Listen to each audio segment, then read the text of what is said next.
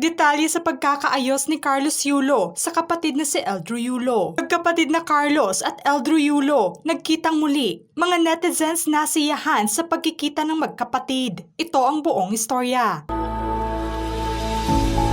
Nagkitang muli at nagkaharap na ang magkapatid na si Carlos at Eldru Yulo matapos na dumalo sila sa awarding ceremony ng Philippine Sports Writer Association o PSA nitong araw ng Lunes. Sa naturang seremonya ay binigyang pagkilala si Carlos Yulo ng PSA bilang Athlete of the Year. Matapos nitong masungkit ang 2 gintong medalya sa 2024 Paris Olympics. Samantalang ang kanyang nakababatang kapatid naman na si Eldru ay binigyang pagkilala rin ng PSA ng special citation para na sa gymnastics matapos humakot at nag-uwi ito ng panalo sa mga sinalihang kompetisyon. Dahil nasa iisang event lamang ang magkapatid, ikinatuwa ng mga netizens na muling nagkita ang mga ito. Ito rin kasi ang unang pagkakataon na nagkitang magkasama ang dalawa bago pa man ang nais sa publikong gusot ng kanilang away pamilya. Sa mismong seremonya ay hindi naman naispatan kung nagkita o nagkasama man lang si Kaloy at ang kanyang mga magulang na sina Angelica at Mark Andrew Yulo. Tanging kasama lamang ni Kaloy ay ang kanyang kasintahang si Chloe San Jose. All out naman ang naging banding ng magkapatid base na sa mga larawang kuha nila together, na nakasmile habang pinapakita ang mga parangal na natanggap nila. Bago pa man ito ay may nakuha ng eksena na ang dalawa kung saan sa isang video na kuha ng GMA News, niyakap ni Kaloy ang kanyang kapatid habang ini-interview ito. Nasiha ng mga fans at tila may pagkakaayos ng naganap sa pagitan ng dalawa.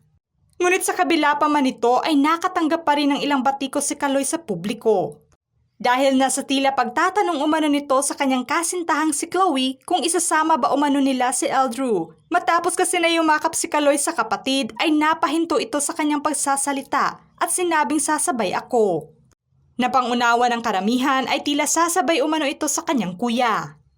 Dinig naman ang tila pagtatanong na ni Kaloy kung isasama ba niya ito at dinig naman ang sagot ni Chloe na ihahatid umano nila ito.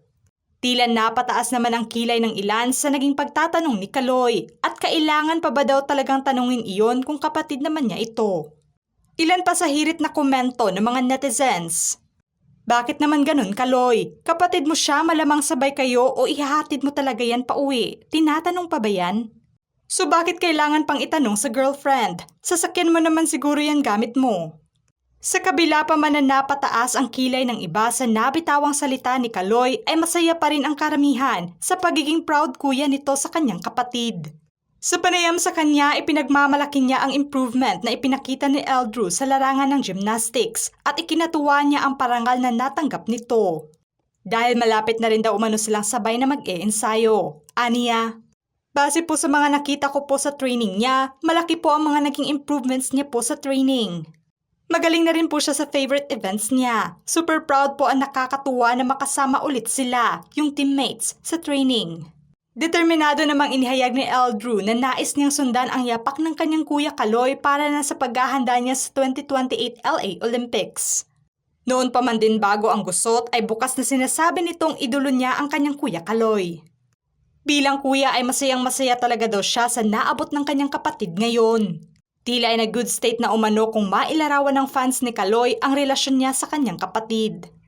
Natatanda ang nagkaroon nga ng gusot ang pamilya nila na sanhi ng pagbitiw ng magkabilang panig ng hindi magagandang salita sa isa't isa.